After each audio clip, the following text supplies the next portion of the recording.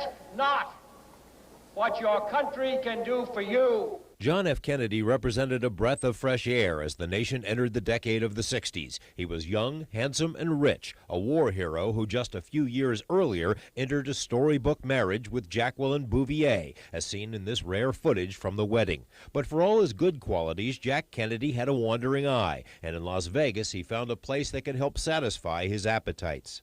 We are also delighted to have in our audience Senator John Kennedy from the great state of Massachusetts.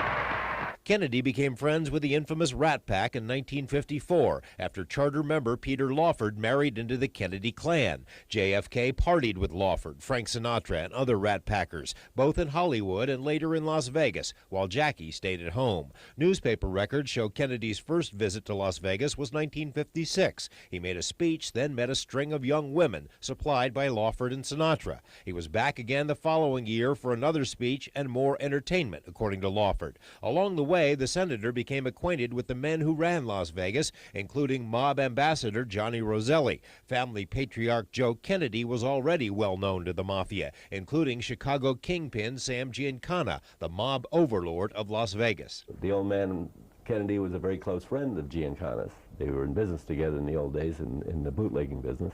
Kennedy made 3 trips to Las Vegas in 1960 and even won the endorsement of the Review-Journal. Nevada and the nation voted Kennedy into office in November. Frank Sinatra accompanied Jackie at the inaugural ball. During the 1960 campaign, while at the Sands Hotel, JFK had been introduced by Frank Sinatra to Judith Campbell, and they began a 2-year affair that later proved an embarrassment.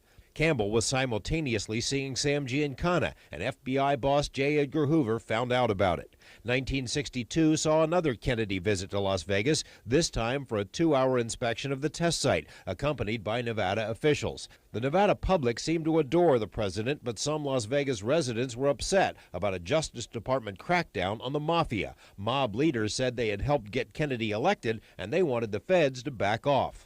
They were putting ungodly pressure on Sam Giancana, as we all know. He was under surveillance 24 hours a day in Chicago, and finally it got to him, and he talked to Roselli and said, tell Frank Sinatra to talk to the president. After all, we helped the Kennedys get elected.